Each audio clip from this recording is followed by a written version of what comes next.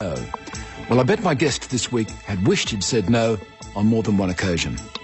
Andrew Fraser's journey has been from leafy suburban comfort to the wrong side of the tracks and back. Andrew was a high-profile Melbourne lawyer defending some of the country's most hardened criminals and colourful identities. Lewis Moran was a favourite. But then Andrew Fraser's life imploded with an expensive drug habit, surveillance, a major bust, and years in jail. Andrew Fraser, welcome to Talking Heads. Thanks very much for the invitation. In your days as a criminal lawyer, how much of your time was taken up by defending the big fish, the underworld? Most of it. Once I'd become experienced and got a reputation, I was appearing for those blokes all the time. So the skill list for being a good criminal lawyer is what? Certainly you don't have to be a great intellect. I think the skill list is stand up straight, look like a lawyer, look like you know what you're talking about, loud voice, try and be convincing. Loud voice? Yes. This stamps authority in the room, does it? It does. It's theatrical. Often compared to theatre, acting. Yes. How can you stop yourself getting too close to the characters that you're defending? Well, the trick is, and of all people, I fell foul of that, but initially you don't socialise with them because you're seen to be a crook yourself by the police particularly. You got to be thought of that way? Oh, I most certainly got caught up that way, there's no doubt. And it got to the stage where that's who I was socialising with. Not because I liked them, but because that was the source of my drug. But you did like them, didn't you? Didn't you find them... Some of the clients I did like. Who did you like? Well, I liked Moran a lot. And I'd consider he was a friend, and I actually trusted Lewis. But there were other clients, and they know who they are, rather than mention their names. Don't want to be associated with you. Well, that's probably right too. But no, some of the good old-fashioned crooks I liked. These things seem bizarre too. Drugs have changed everything. It's now the young, violent, couldn't care less, devil may care attitude that's getting you to the top in the drug trade now, and that's where the money is. Well, just to summarise or to cut to the chase about what happened to you, you were convicted of giving advice to a drug dealer, who was in fact your drug supplier, yes, about how to avoid customs on a drug deal. What I essentially said to him was, be careful coming through customs, you know the ropes, which he did because he was an international drug runner by occupation, and when you get through, give me a ring. Had it occurred to you you might be under surveillance? I was actually told I was, and I thought it was all nonsense. That's what coke does to you. You really do lose your judgment.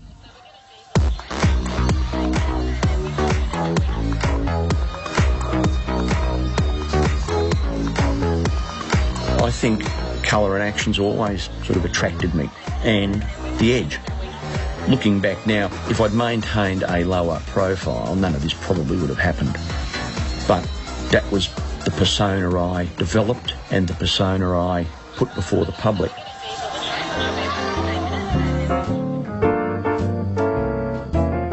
I grew up in Camberwell, a leafy eastern suburb, as they like to refer to it. Quintessential middle-class establishment family. Mum didn't work, as the mums didn't then, so Mum was always there. Dad wasn't. Dad was an alcoholic, and I describe him as a shadowy presence in my life.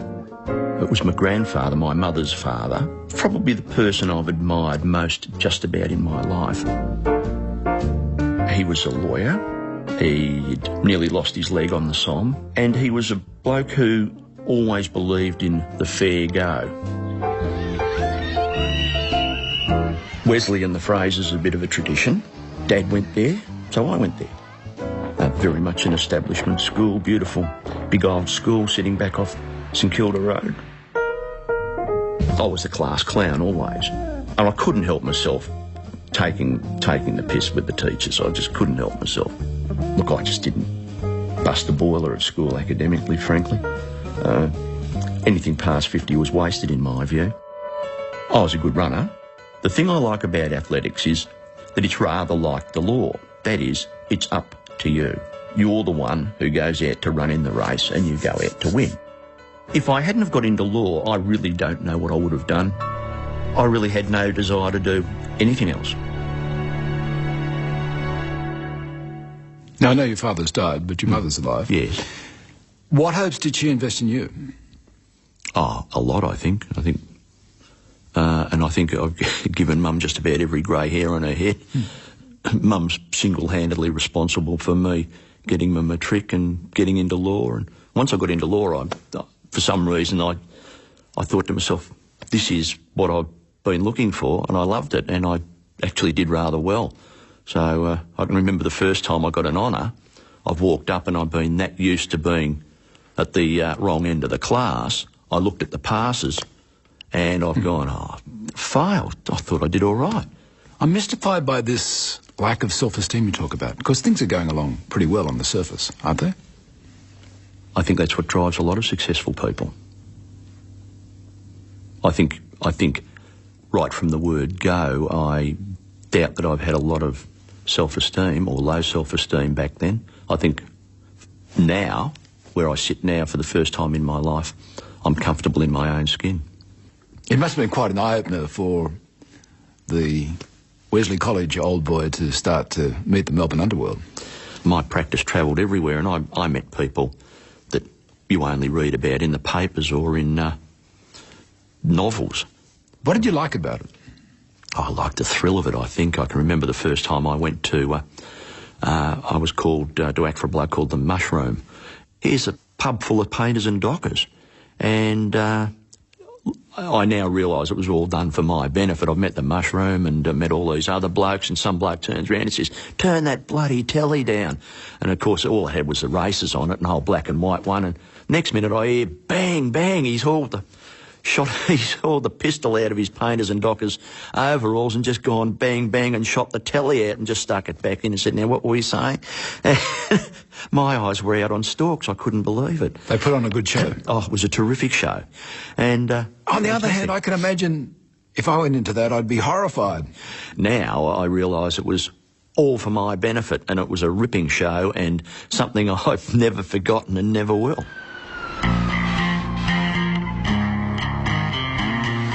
In terms of being a criminal lawyer, I've never accepted Her Majesty's shilling and prosecuted.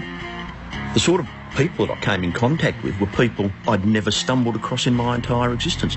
I went to parts of Melbourne that I didn't know existed because living in the leafy eastern suburbs and going to a privileged school, you just don't see this.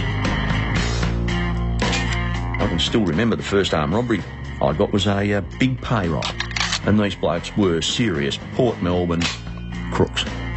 And I was tickled pink that I'd got this trial. Tickled pink. And then when we got the first murder trial, how good was that? At one stage there I had the real who's who of Melbourne's crooks on the books. I picked up clients like Lewis Moran. Lewis was my oldest and dearest client, and somebody I liked. I acted for the Allens and the Pettingills all the way through Dennis Allen's glory days as Melbourne's probably most ruthless, murderous heroin dealer. The old-fashioned crook, they did have honour amongst thieves, quite literally, and they would pay their lawyers. I was fascinated with these people, absolutely fascinated, enthralled. The two officers left the station at 4:38. Minutes later, without warning, the two rookie officers were gunned down. The Wall Street killings took place 21 years ago, and it was the cold-blooded murder of two young coppers. Police have not ruled out the possibility of an underworld revenge killing. The coppers went berserk, and ultimately they arrested 4 blokes, and I'd acted for all 4 of them at one stage or another. I acted for Trevor Pettingill in the trial, and from that day forward I've been persona non grata with a lot of coppers, and still am. That had a profound impact on the rest of my life, that trial. Profound. And none of it positive. The man once regarded as a national hero arrived at court this morning in a police van. Alan Bond was found guilty. There were 2 cases for Bond. One was La Promenade, which was Edward Monet's painting, and the second was the Bell Resources cash strip. Mr. Bond's pleaded guilty to 2 counts. That's in full satisfaction of the indictment relating to the Bell Resources matter. And there's no doubt that was the biggest case in this country at the time. And there was a lot of professional jealousy, I can tell you, a lot. But the other significant aspect, of course, was he paid a lot of money.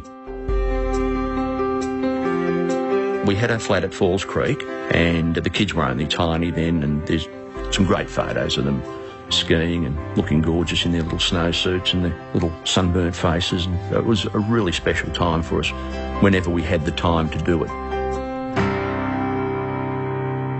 What are the rules about if you know the client is guilty? Well, you've hit the nail on the head. Everybody's entitled to a defence. You defend them to the best of your ability without misleading the court.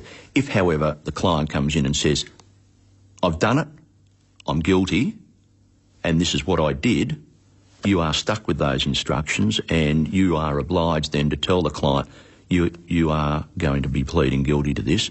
Is it okay to say to your new clients, those that don't know the rules, hey, you can't say to me whether you've done this or not done this? Oh, well, I did it slightly differently. What I would do is people always want to sort of purge themselves and sit there and say, no, hang on a moment, before you start that, what have you got here? Have you got any paperwork? Let me have a look at that. I want to ask you a few questions. I only want you to answer those questions and nothing else. I would send them away. I would read the brief and decide whether they had a defence without them saying anything. Of course, a lot of barristers say, there's the cab rank rule where you have to take the cases that are presented and so on and so forth. Yes, and they all say that, and they're all jolly good chaps, and that. You didn't work on the cab rank rule. You took on what you had to take on. You developed this business. Well, I picked and chose. Yeah. Of course, a lot of people would find it repugnant. Just couldn't do it to defend the Pettingills or the Dennis Allen or Lewis Moran. All of these people. Yep. So why were you comfortable with it? I've always been fascinated by the concept of being a criminal lawyer. I've been fascinated by the crimes. I've been fascinated by the courtroom. And I've been fascinated, unfortunately, by prisons, and I got to have a fairly good look at that. Were you euphoric when you'd win a case? Yes.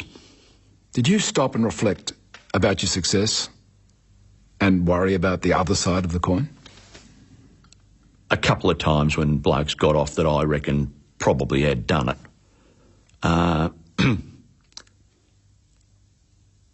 Wall Street was one of them. I was pretty sure that Victor Pearce and Chet Horton had done it. That sounds like a practical sort of analysis rather than... Yeah, well, there was an analysis. What have I... no. My greatest success is sort of getting off the guilty. No, you don't. You can't afford to do that. You really can't. You've got to be clinical. You've got to be cold and analytical about it. That sounds like you can't afford to allow a moral element. Well, you're not. People regularly confuse morals and the law. Morals have got nothing to do with the law. They may have had a long while ago, but these days the law is, in my view, frankly, an arcane game played by essentially privileged men dressed in 16th century costumes. They've not only lost sight of the moral aspect of it, they've lost sight of the practical aspect of it, and they've lost sight of society's view of it.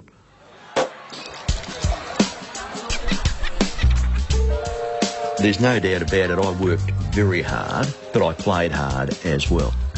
I like all the accoutrement of success, the nice suits, the nice restaurants, the nice car. I enjoyed seeing and being seen at the best restaurants and the best places to go for a drink. I started using cocaine socially, and I mean socially. Cocaine makes you feel like you're 10 foot tall and bulletproof. And anything's possible. For me, with my type of personality, it was the wrong drug. I took it and I liked it. And it took over my life. Here we go!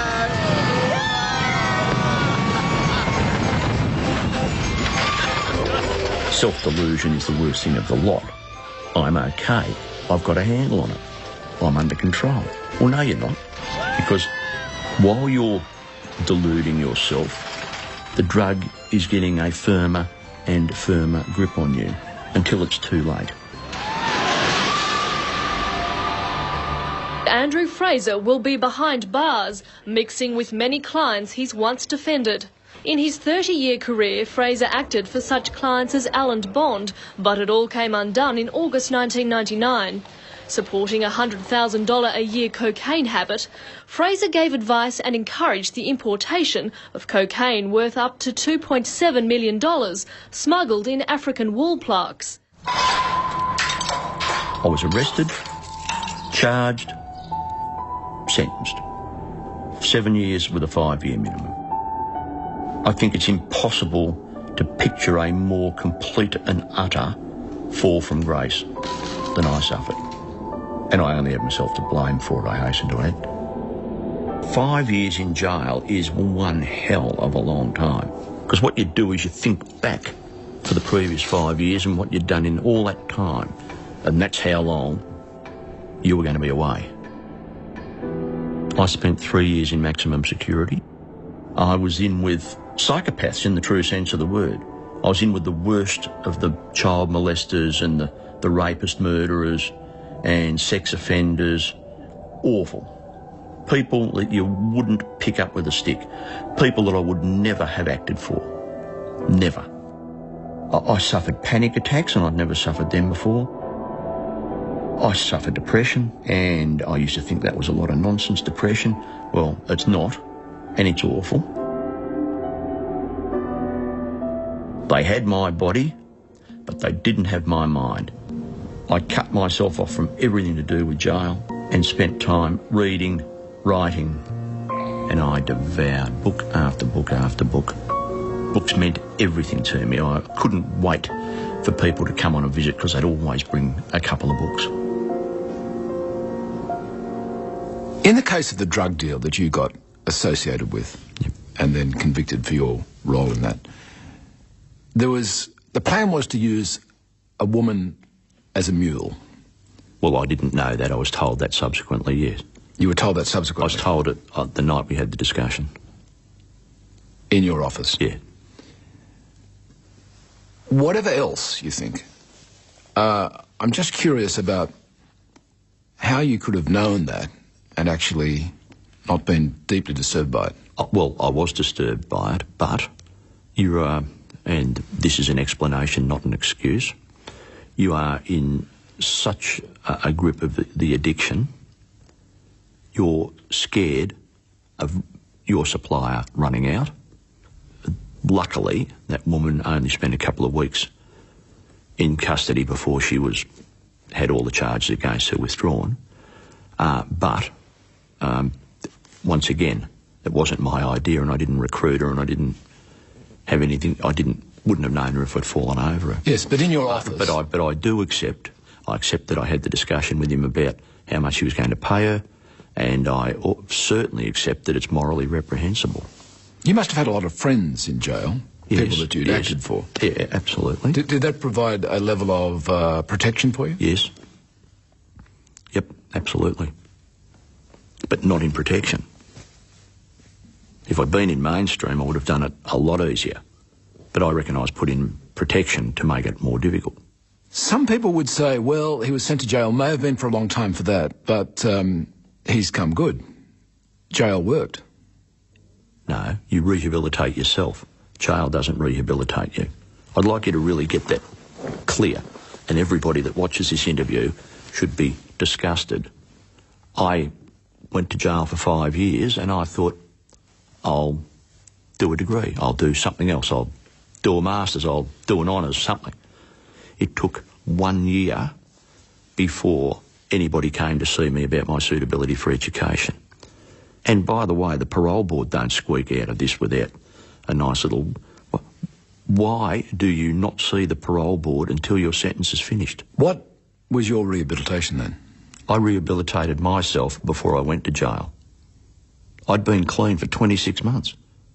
Is this true of all sort of white-collar criminals? No. They can see in retrospect they shouldn't have done it? No, not at all. I'll give you, for instance, about rehabilitation. I'm at Fulham And by this time I'm living in the minimum security and called the cottages. But I heard this chunking noise and I've gone out to have a look, and there's about 12 painters in their white overalls pushing a mobile scaffold, and that was the thing that was making the noise. And I said to the screw, "What's this?" He said, "Oh, it's contract maintenance." I said, "There's 750 blokes here, most of them are unskilled. Why haven't you got one painter with 10 apprentices doing the painting?" And he said, occupational health and safety.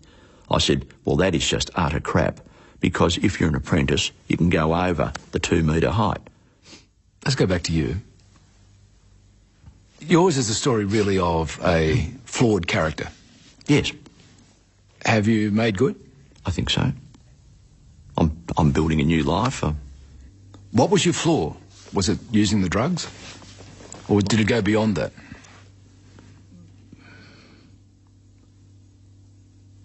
I think my flaw is that I was driven by the fear of failure and always have been. And the cocaine made me even, how would I put it? It made me feel like I was pursuing my goal even more effectively. If that makes sense.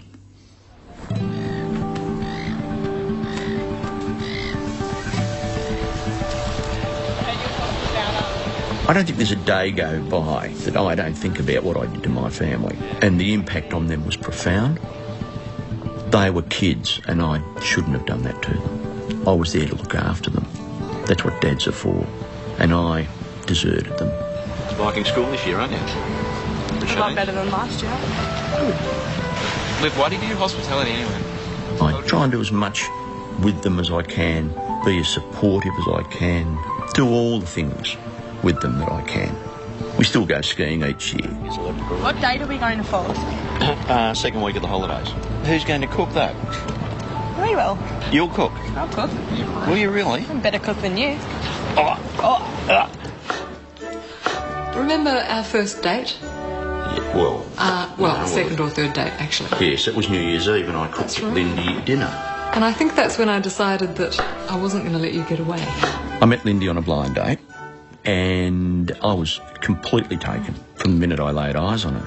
But I was just out of jail and freshly single as well, and so bloke was a bit out of practice. If you don't mind doing the onions, that would be great. Relish should have a bright colour and lively flavour. I'm comfortable with her. For the first time in my life, I'm comfortable in my own skin, and that's a big statement from me. Why do blokes always have to chop onions? Something to do with mascara, I think. I see. Is that right? She's the heavy hitter in the outfit now, and I'm the house husband. For somebody of my type, that's a real change. I'm unable to practice. I've been struck off. These days, I'm an author. I wanted to tell it like it really is. You know, I've written 2 books are published and third one's just finished, and I enjoy the freedom I have in my life now. I wouldn't make 10% of what I used to make, but I've got great quality of life.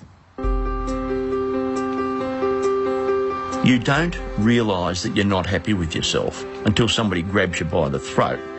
Well, that came in the form of 5 years jail, and there you have a long while to reflect.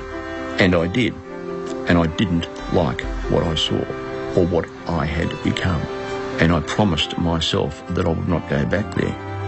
And I haven't, and I won't.